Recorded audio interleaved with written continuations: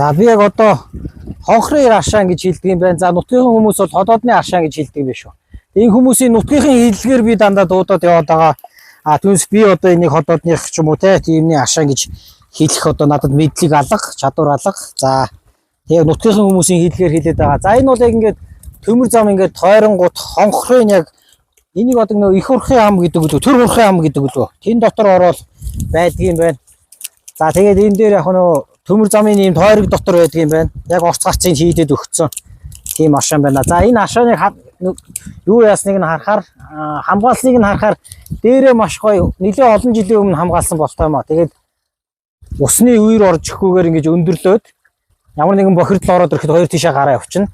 За тэгээд ийм бетон одоо хамгаалтаар хоолоогоор урсгаж байгаа юм байна. За урсаж бол нэлээд сайтай байна. За тэгээ яг бит хоёр авахын өмнө бас нэг ах ирээд зорж ирээд аваад явж гин сайн гэж сонссон гэдэг чинь. За тэгээ одоо гидсний савханцар бактери буюу англиар E. coli бактери гэж нэрлэдэг байгаамаа. За энэ бактерийн одоо тестийг авъя. За нэг удаагийн саваар авна.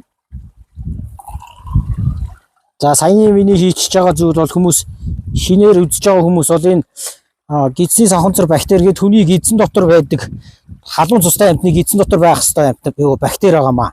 Маш бичил биетэн гэсэн үг шүү дээ. Тэгээд тэр бол одоо ууж байгаа усанд байна гэх юм бол одоо гидсний одоо бүдүүн гидсэнд байгаа нарийн гидсэнд байгаа юу бол одоо энэ усанд орсон байна. Энгийнээр бол одоо баасаар бохирцсан байна гэж үздэг бохоггүй. За тэгээд одоо ингээд саяны одоо хоол хижээлийн хийчихээр шар өнгөтэй байгаа.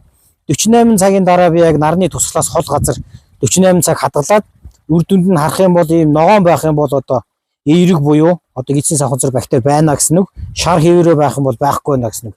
За энэ дээр ажиглахаар энэ нөгөө эргэн тойронд нөгөө юу байхгүй нь хашаа байхгүй гэдэг чинь нөгөө нойл бол байхгүй байна. Тэгэхээр бас харьцангуй цэвэрхэн байж магадгүй гэж бодож. За өөр нэг анзаарсан яг уул нь бол харьцангуй цэвэрхэндүү газар юм. Гэхдээ одоо жишээ нь энэ дэр хүмүүс бол ингээд хог хайцсан. За тэнд шилний архины шилж харагдаж байна те. Тэгэхээр иймэрхүү нөгөө нэг уул усыг за бохирдуулах нь нэгдүгээрт муухай, хоёрдугаар монголчууд өөрөө их бас нэг усаа их хайрладаг хүмүүс болохоор ингэж бохирдуулаад амиргүй байгаамаа. За тэгээд 48 цагийн дараа үр дүнг нь харцгаая. За 48 цагийн дараа хонхрын ходоодны аршаан 37 дахь дээж. За энэ бол шар хэвээрээ байна те. За тэгэхээр энэ бол гидсний савханцар бактериар бохирдоогүй байна. За шалтгаан нь баг ойлгомжтой гэж бодож байна. Яг л тэнд хашаа байгаагүй. За тэгээд хашаа байгаагүй чинь нойл байгаагүй. Мал амьтанд ороход их хориотой тийм хоригдсан төмөр замын тийм хэсэг байсан. Тийм болохоор нэг бохирдол орох их усүр байхгүй. За мөн ихийг нь нэлээд сайн хамгаалсан байсан бичлэгийг харсан баг те. За тэг их мэтчлэн сайн практикаар хийсэн учраас энэ одоо хонхорт байсан ходоодны аршаан гэж хүмүүс нь яриад байсан. За тэр аршаан бол одоо гидсний савханцар бактериар бохирдоогүй байна. Тэгэд очиж байгаа хүмүүс мэдээж хог хайхгүй цэвэрхэн одоо аршаан ундаалж хэрэглээрээ.